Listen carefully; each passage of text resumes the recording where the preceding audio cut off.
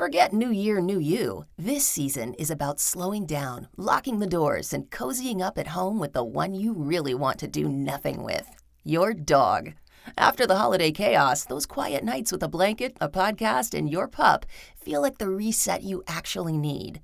Ollie helps make those moments easier with fresh protein-packed meals made from real human-grade ingredients, so your dog can enjoy some quality comfort food too. Choose from 5 recipes and get a personalized plan for your dog's needs. Meals arrive perfectly proportioned with a scoop and storage container, so serving is fast and mess-free. And with Ollie's in-app on-demand health screenings, supporting your dog is easy, ensuring more cuddles for many years to come. Visit ollie.com/truecrime and use code TRUECRIME for 60% off your first box.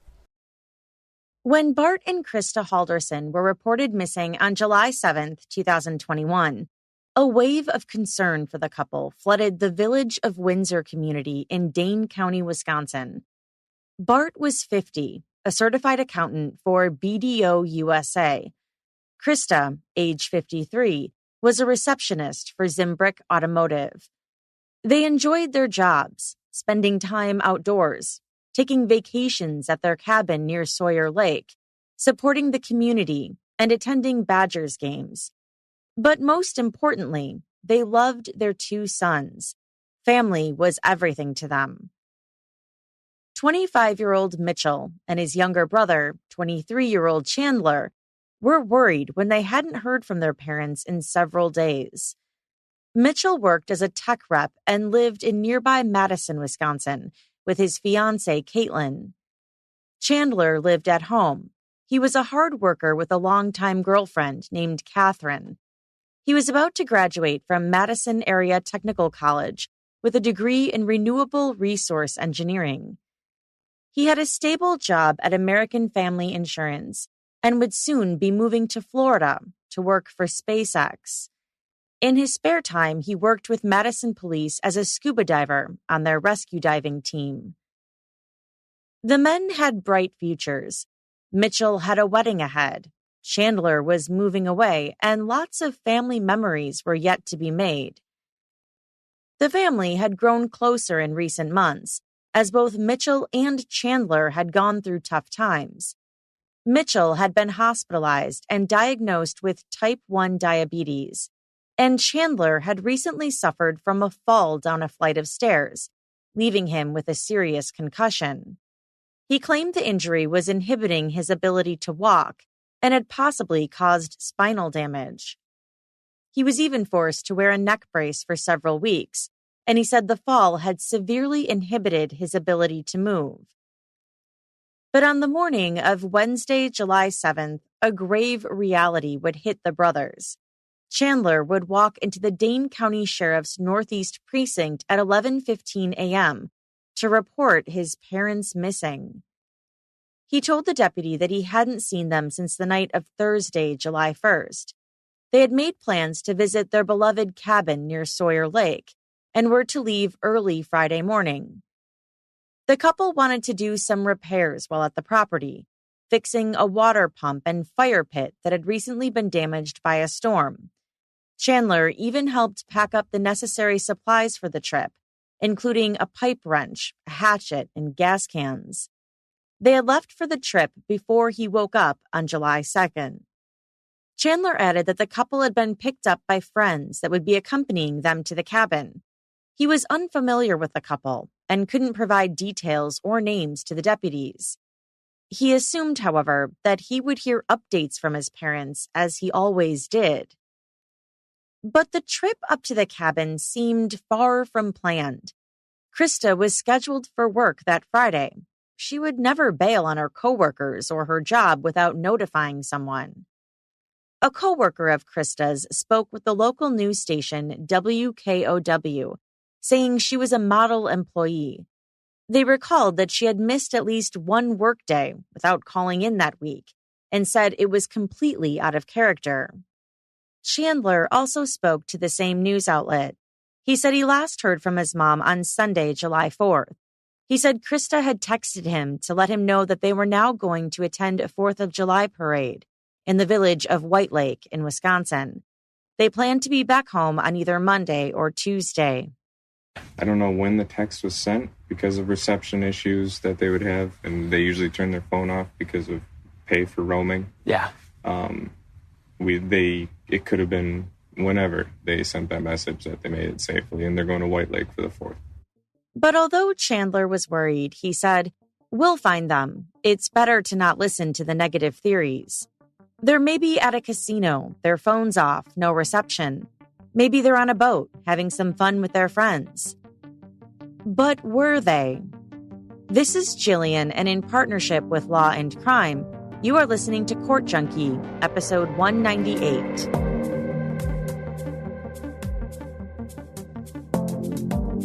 When she didn't arrive to work on Friday, July 2nd, Krista Halderson's coworkers at Zimbrick Automotive grew suspicious.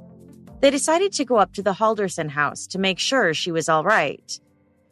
4595 Oak Springs Circle had been the Halderson residence since the summer of 2016. A beautiful home with a perfectly manicured lawn that Bart Halderson took pride in. From the family dining room table, a large outdoor patio deck stretched out towards an expansive pond. It was their slice of paradise. When Krista's coworkers arrived that morning, they knocked on the front door repeatedly until it swung open. Standing in the entryway was Chandler, fresh out of the shower, with a bandage on his toe. He told them exactly what he had told police. His parents had left for the cabin. And that bandage, he had cut his toe on some glass from the living room fireplace.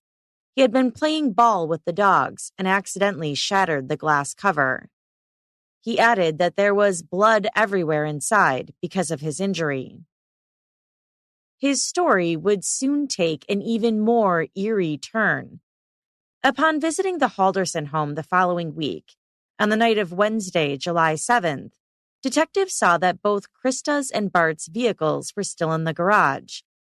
Chandler said they had caught a ride with the unidentified friends he had mentioned earlier. And I assumed it was someone I was aware of, like the close neighbors of theirs up the street, or their best friends down on the east side. So that's what I assumed. I never really asked any further into it. And so they got picked up and they all went up there by like another couple. I mean, that has happened before, where they just kind of head out before I leave, or I wake up. You know, I'm a heavy sleeper. Mm-hmm. I'm on a schedule. I wake up at 6 to feed the dogs, and they were out before 6. Investigators asked Chandler about his toe injury, as well as some visible blood found by the fireplace. He told them the same story: the dog playing ball, a broken fireplace door, glass in his toe. Meanwhile, Mitchell's messages and phone calls to his parents went unanswered as well.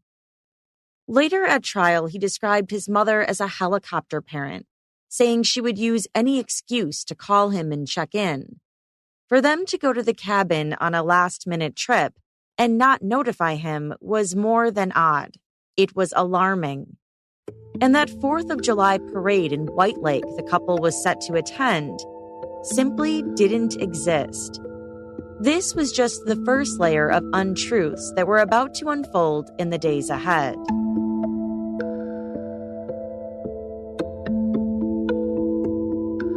By July 8th, Mitchell Halderson had grown so nervous about the location and safety of his parents that waiting at home for his messages to be answered or for the phone to ring was unbearable. What led you to being so concerned? Not having heard from them, not being able to get a hold of them, and not being told that they had gone up there to begin with. So during this time period that you learned they're missing, did you reach out to your mom or dad via text or phone calls? Yes. Did you hear anything back? No. And did that concern you? Yes. He and his fiancée jumped in their car and made the 3-hour trip up north to the family cabin. It was there that they met up with the Langlade Sheriff's Department. The group made multiple laps around the property, finding nothing out of the ordinary. When Mitchell attempted to open the cabin with his set of keys, the door wouldn't budge. He gave deputies permission to enter by force, and once inside, there was nothing. At any point, obviously, you did not find your parents up there. No. Did you find any signs at all that they had been there? Nothing looked like it had been used. There was a couple pieces of trash around, but I believe that's just because sometimes people will walk through the property on the way either between properties or just in the way. Either way, I do not believe it had been used anytime recently. No sign of his parents and no sign of anyone having visited the property either. It was another dead end. Investigators began interviewing close family and friends as critical hours passed by. Among those on the list was Chandler's girlfriend, Catherine Melander, her mother, Dulce Melander, and her mother's girlfriend, Crescent Lasai, who went by the nickname Cal. Catherine had been dating Chandler since 2019, and she lived on her family's farm in an area close by, known as Cottage Grove. She was planning to move with Chandler to Florida. In preparation for the move, the two had rented an apartment together and purchased a car. Catherine told investigators that she had spent the whole weekend with Chandler, except for the morning of July 3rd. She recalled getting up early that Saturday morning and trying to meet up with him. He replied that he would be busy doing chores all morning, and so she continued about her plans as normal. At one point, she checked her Snapchat to reply to messages. On the map feature of the app, she saw Chandler's location, his avatar nicknamed Hubby in her phone. He wasn't at home. Instead, the app indicated that he was near Roxbury, Wisconsin, a few towns over, in the woods. She found this so odd and out of character that she took a screenshot of it, not knowing then that later it would be submitted as evidence. Catherine's mother's girlfriend, Cal, also had something interesting to tell police. She remembered Chandler coming over with Catherine for a 4th of July celebration. But to her surprise, Chandler came back the next day unannounced on July 5th without Catherine, driving his father's vehicle. He parked it near the shed and asked to use the family pool for a while in a form of aquatic therapy for his injury. Cal agreed. She remembered Chandler was acting strange. He seemed distraught. What did you guys talk about? Well, he was telling me about his accident. He said he was at a doctor's appointment. And so he was talking to me about what the doctor had said and what was going on. Did he tell you when that appointment had been? I don't remember. Okay. What did he say occurred? Well, he told me that he had damage, and I asked him where, and he said in this area of his head, in the back of his head. And all right. So you put your hand right above the top of your neck. Back here, yeah. Okay. The back of his head. And did he elaborate on what that damage was? Well, he said it wasn't good, that they might have to do some surgery or something, and that he said he was having trouble with numbers, and he said he got lost. He had to use a GPS. He's just said his mind was kind of messed up and wasn't thinking so well. Chandler told Cal that after getting the negative news from his doctor, he now wouldn't be able to travel to Florida for orientation at SpaceX, and that a rep from the company was concerned that his injury would affect his work. He was in danger of losing his dream job. So he seemed concerned about, maybe not having a job and what was he going to kind of do. And I asked him, would he talk to his parents? Maybe could he talk to them or, things like that, just to try to reassure him, because he just seemed upset about this news that he had gotten from the doctor. Sure. And what did he respond to that? To what? To talk to the idea of talking to his parents about his job and health. And he said, no, they're still up north. And I just says, well, maybe it would help you to talk to them. And his response is, he says, no, they'll just be mad. And which seemed odd to me, why his parents would be upset with him, that he was hurt and couldn't work. It just seemed odd to me. After their talk, Cal proceeded inside the house to give Chandler time to be in the pool by himself. Hours went by, and then she decided to go check on him. Chandler was nowhere in sight. The cover to the pool was still on, and she could see in the distance by the shed Chandler's parked vehicle was there, with the back hatch open. She assumed he had decided to go for a walk instead, and so she decided to get into the pool herself. As she swam, she saw Chandler return to the main property. He had walked out of the woods that bordered the shed. Later in the day, Chandler did get into the pool, but he appeared to be washing himself off in the water, Cal recalled. She added one more detail to her police statement before the interview wrapped. Vultures. She noted that vultures had been circling the woods on her property in the last few days. That was something, she said, that was completely out of the ordinary. With Cal's statement to police and no sign of Bart and Krista ever making it to the cabin, their vehicles left in the garage of their home hours away, and no contact from them in several days, investigators started to believe that Chandler knew more than what he was saying.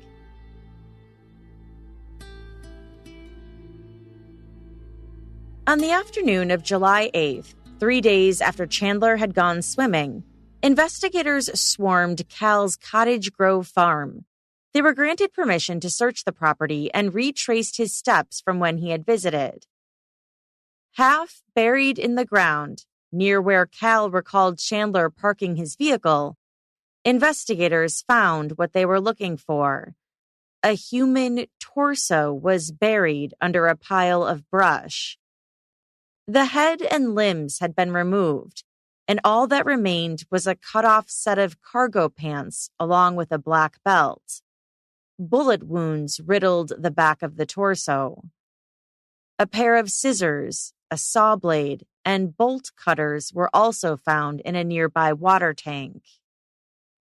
A tied-off bag of bloody rags was also found on the farm, in a Target grocery bag.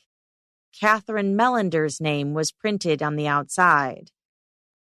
An SKS rifle was found in the shed.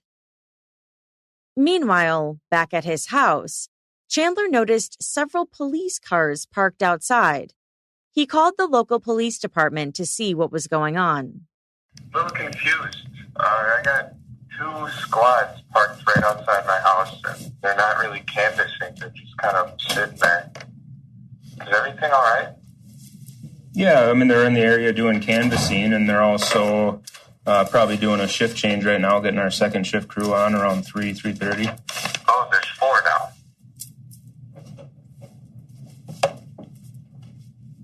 Something going on that we need to know?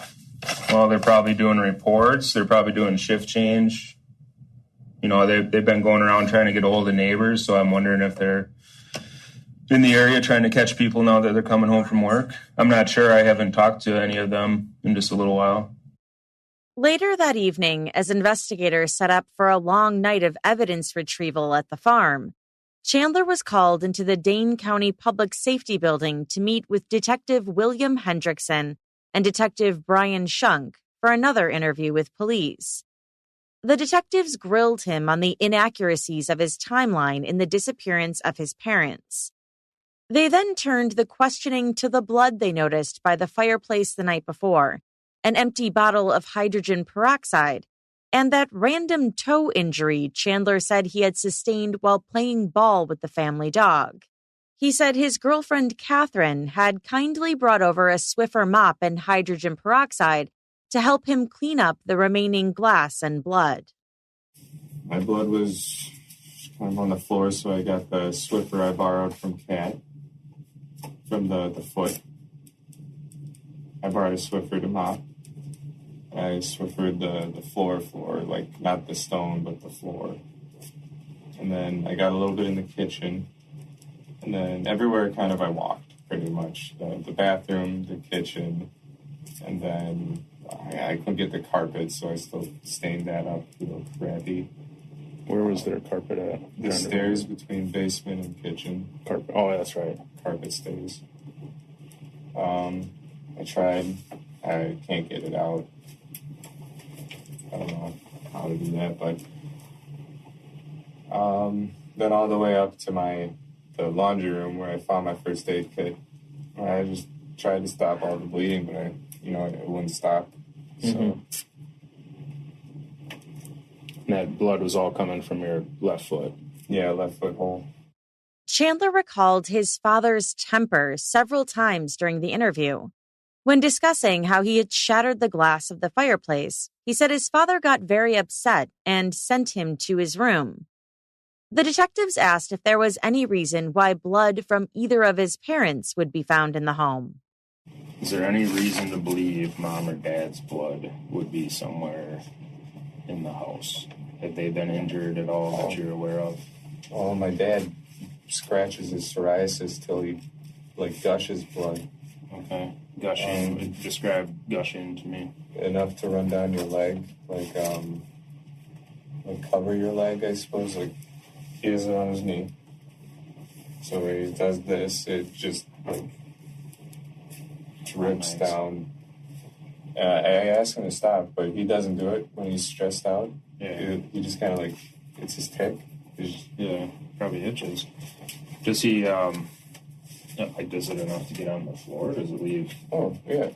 How much, before we were talking the water bottle lid and the Yeti lid, is there, are we talking puddles like that or just drippings or? It could be enough. Okay. But I'm thinking Yeti lid if he's there and I don't catch him soon enough. Oh, jeez. My mom's blood, just from her bloody noses she gets sometimes when she wakes up. That's why we've been doing the humidifier and dehumidifiers. Yeah. Probably downstairs you get the... We have to do multiple of them, but she can't be in the living room too long because that's a dehumidifier. And if she does, her nose gets bad. Not like a regular one. She gets it bad. But she either goes to the kitchen to fix it, her vanity, or the bathroom. As the interview was being conducted, miles away, investigators were at Chandler's girlfriend's farm, loading the remains of what they now knew to be an unidentified male body into a forensic van. Back at the station, the detectives begged Chandler to tell them the truth. Look, you know what happened. We're not going to tell you what happened. You know what happened. You were there when it happened. We're not BSing you, okay? I wasn't there when it happened. We know more than you think we know. I understand. But there's people that have told us things. We have evidence, we have proof. What more is happening with that? So your parents never made it to the cabin, and I think you know that. At 6:43 p.m., they formally placed him under arrest for providing false information to police regarding the disappearance of his parents.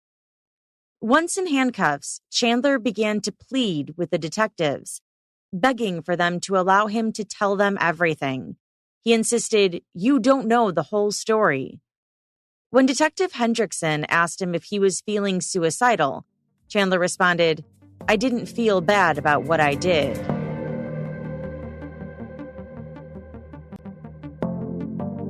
On July 11th, detectives executed a search warrant for the Halderson home, a process they said could take several days. On July 12th, the body at the farm in Cottage Grove was confirmed to be Bart Halderson. The autopsy confirmed Bart died of homicidal violence, including a firearm injury. It also revealed that he could have died anywhere between July 1st and July 8th. But there was still no sign of Krista. In investigators' eyes, she remained a missing person. Chandler was now in intake court.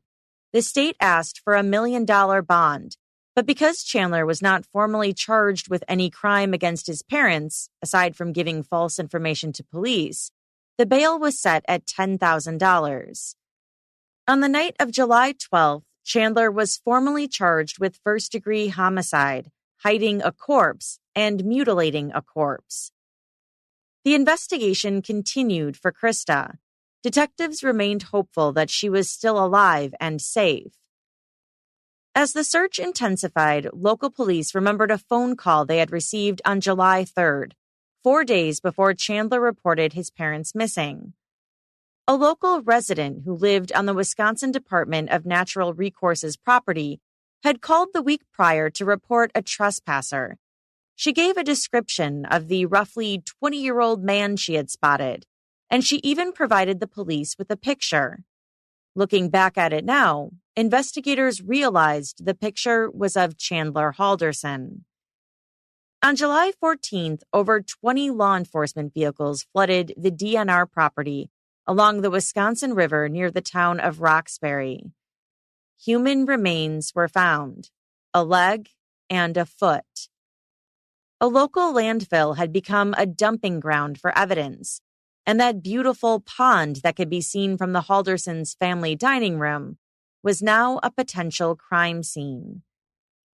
A Madison police cadaver dog had alerted to the pond days earlier, and investigators were now convinced evidence would be found there.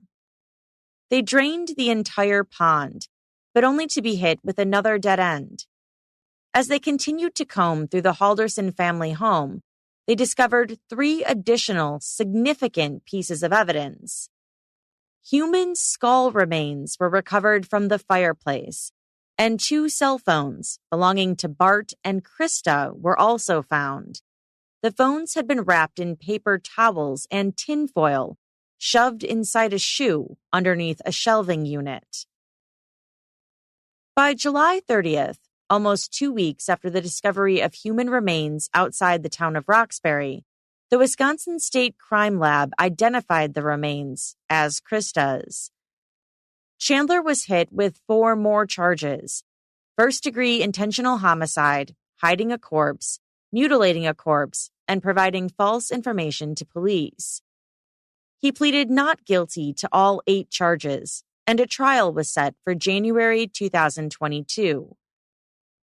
As the community reeled over the news that Chandler Halderson had been charged with murdering his parents, more questions began to arise about the hard-working, soon-to-be college graduate. The world would soon learn that the young man with a bright future at SpaceX didn't have anything. There was no degree in renewable resource engineering from Madison Area Technical College. There was no job at American Family Insurance. There was no certification for scuba diving, and the Madison police had never hired him on their diving team. And perhaps most shocking of all, Elon Musk's company, SpaceX, had never even heard of a 23-year-old Chandler Halderson from Wisconsin. It had all been a lie.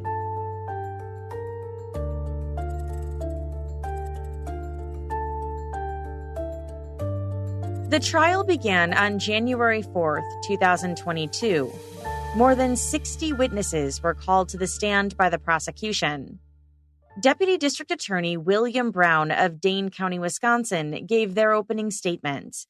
He laid the case out bluntly for the jury. Chandler Halderson killed his parents, dismembered their bodies, and hid them all around southern Wisconsin.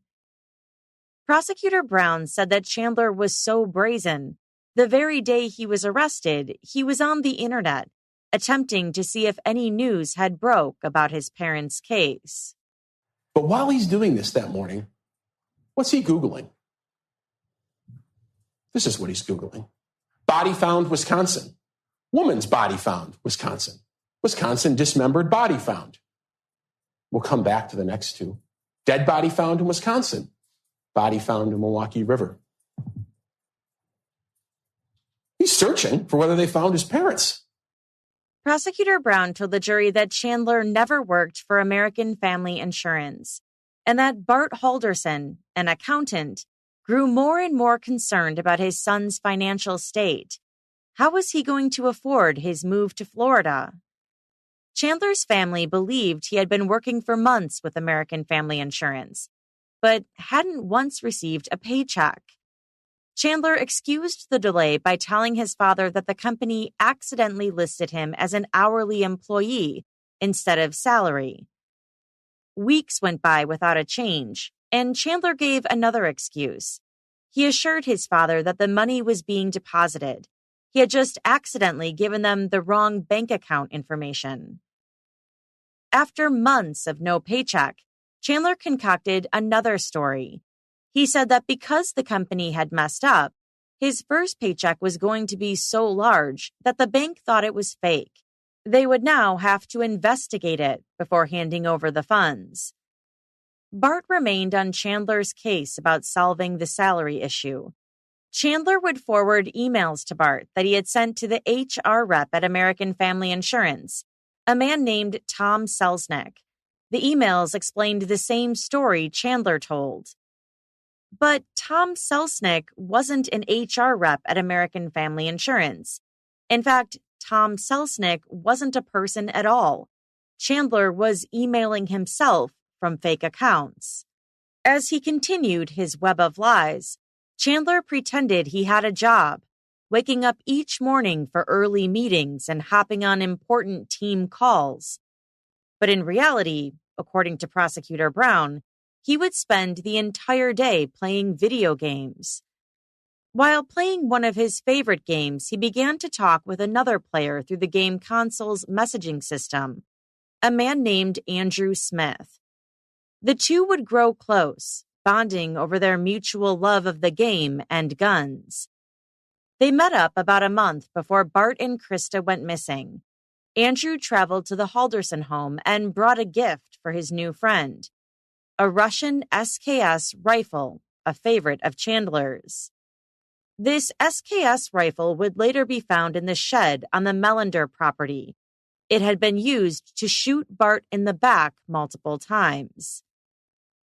Prosecutor Brown told the jury that Chandler's lies would soon become entangled. His start date for SpaceX was looming, and he was slowly backed into a corner. June 14th was supposed to be his first day on the job, and he would have to be in Florida after his remote training ended. What was he going to tell his parents? Prosecutor Brown asked. What was he going to tell his girlfriend, Catherine, who was preparing to move with him? But then he took that nasty fall. It landed him in the hospital just a week after his brother was admitted and diagnosed with type 1 diabetes. Chandler told his family and friends that doctors advised him not to drive and to avoid air travel. The SpaceX dream was quickly slipping away. As the paychecks never arrived, Bart was more and more worried about Chandler graduating to keep his start date with SpaceX. To reassure his father, Chandler gave him the number of his academic advisor, Daniel Spythe, who was more than happy to jump on the phone with Bart to discuss his son's progress at MATC. Bart and Daniel spoke, and Bart was reassured that his son was on track to graduate on time. Only one more class was needed. Bart got off the phone and couldn't help but note how similar Chandler and Daniel sounded. He even emailed Krista about the exchange afterwards, noting the similarities. After the call, something obviously didn't sit well with Bart, prosecutor said. He called MATC himself days before his murder and asked questions, posing as Chandler. He asked if any of the employee names Chandler had given him were real people. The rep confirmed that none of them worked there. Bart then sent a text message to Chandler to tell him that the jig was up.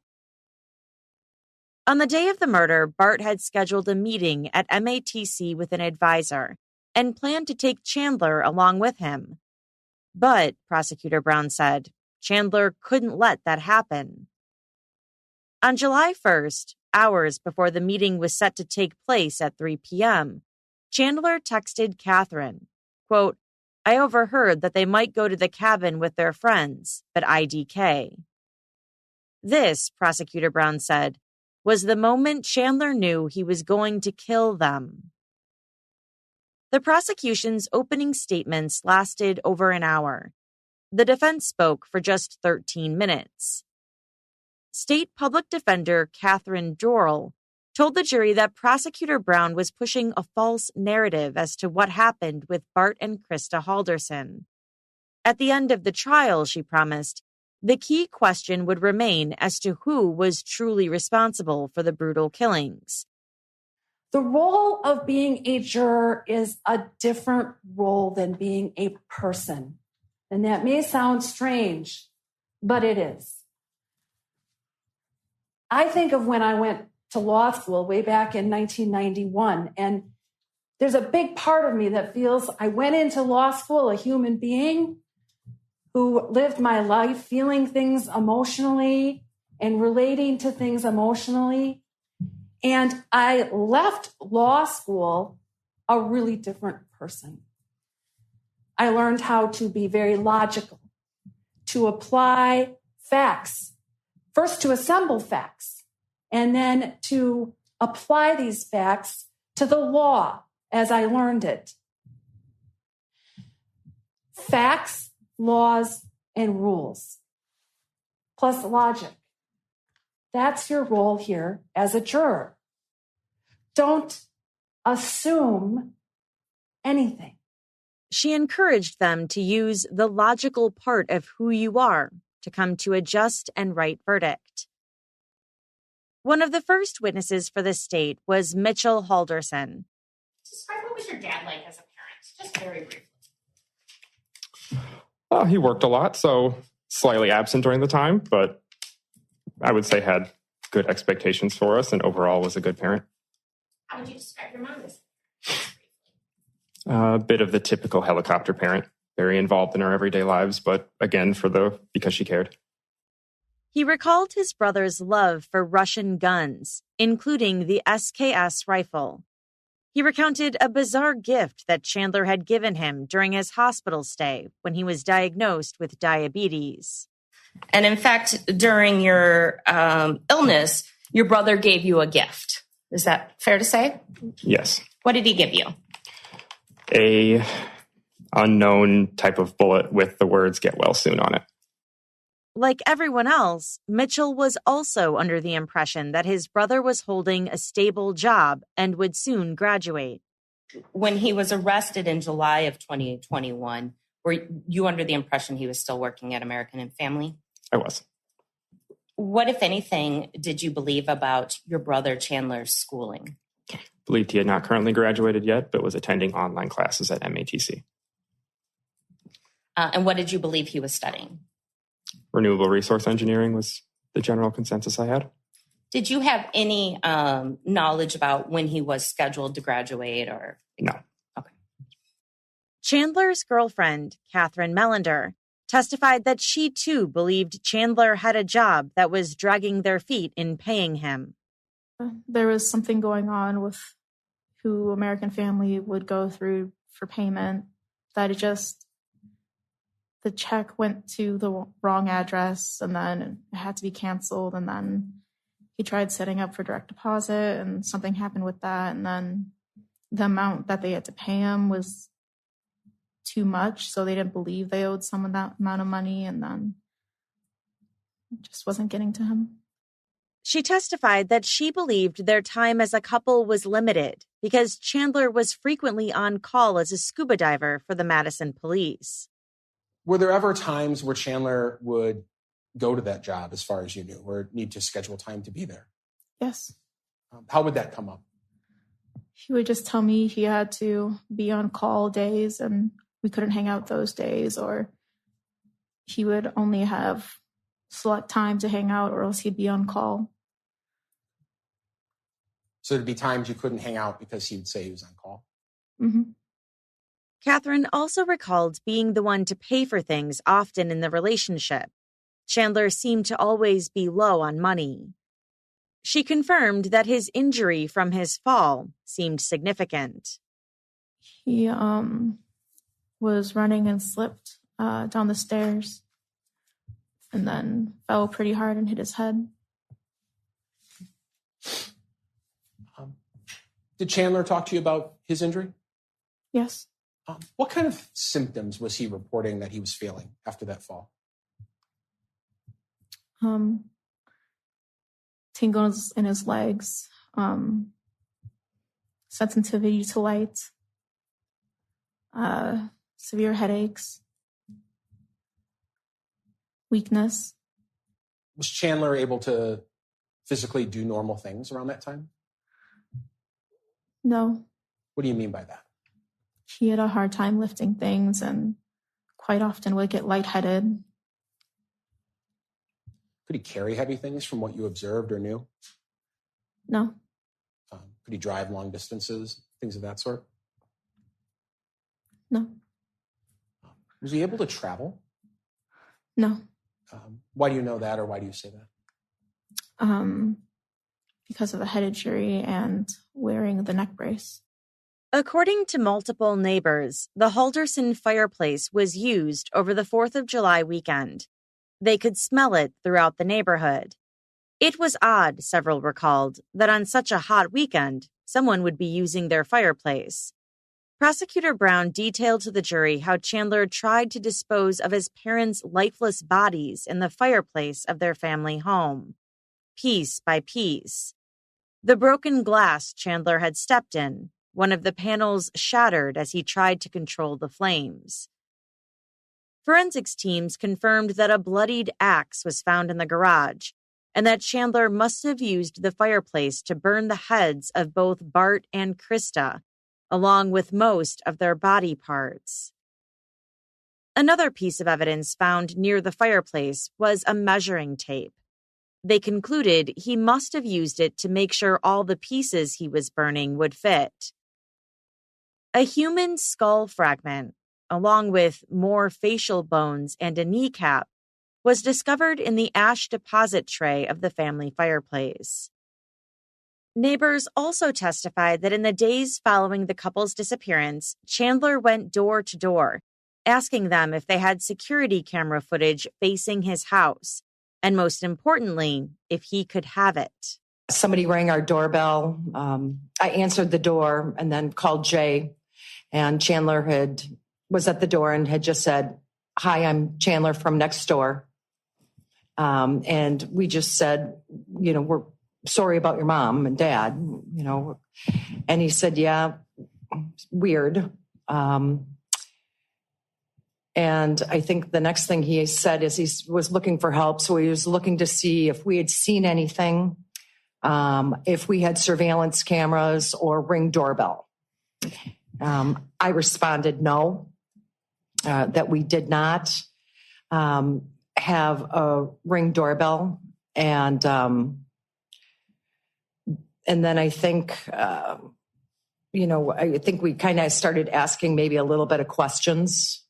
What'd you ask? Well, I know Jay asked, "Are you the one with the neck brace?"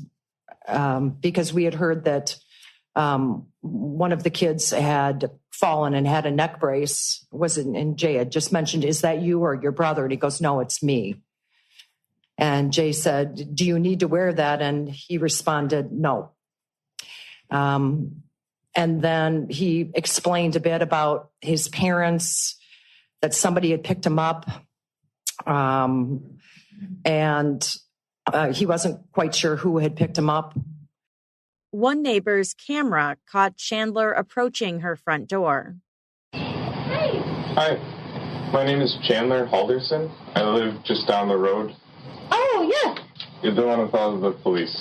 Yeah. I was told you had the fancy security system. I was wondering if you were able to capture the road or my house. The police actually came and downloaded everything they have. But it's actually my sister's house. Oh, okay. Yeah, so they were here, I think, till like 9 o'clock last night and downloaded all the video she's got.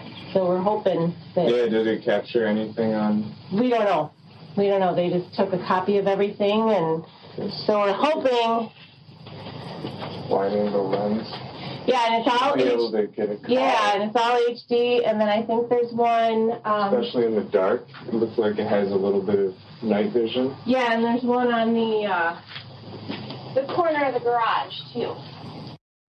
On the video, a nervous-looking Chandler begins to move around the woman's front porch, as though he's trying to understand the angle of the camera pointed towards his street. Nervous, perhaps, that something significant might have been captured. The defense didn't call any witnesses, and on January 20th, 2022, After just 2 hours of deliberations, the jury found Chandler Halderson guilty of murdering his parents. A victim impact statement from Chandler's grandmother read, "I love him, even though what he did was horrific." Mitchell's fiancée, Caitlin, read her victim impact statement, simply saying that Chandler had robbed them of her future mother-in-law and father-in-law. She would miss them every day. She also stated that she and Mitchell wouldn't feel safe if Chandler ever had the opportunity to one day be paroled. On March 17, 2022, Chandler was sentenced to life without the possibility of parole. He spoke for the first time during his sentencing. Your Honor, I want to take this opportunity to state my intent to appeal my convictions. If there are any lawyers listening and willing to take on my appeal, take a moment to please reach out to me. It's not that I do not have feelings. It's that I was warned to not show them due to the scrutiny of this case. Thank you. And that's all for this episode. As always, I'd love to know what you think about this case. You can let me know by joining the conversation on Instagram at CourtJunkie, by tweeting me at CourtJunkiePod, or by emailing me at podcast@courtjunkie.com. This episode was researched and written by Law and Crime staff. To listen to these episodes without the ads or to hear additional Court Junkie bonus episodes, please check out my Patreon options at courtjunkie.com/support. And one more thing before I go. I received some pretty awful news about a valued listener of mine and fellow Court Junkie. His name is Chris Blake, and he and his girlfriend Emily were in a very tragic accident over this last weekend. And he is currently facing a very long recovery in a hospital in Massachusetts. I want to send my most sincere get well wishes to Chris. I wish you the speediest of recoveries and hope you get well soon. In the meantime, I'm going to continue cranking out these episodes for you so that you have a lot to listen to when you're up for it again. Get well soon, Chris, and thank you to your wonderful girlfriend, Emily, for bringing this to my attention. Thanks again for listening. Until next time.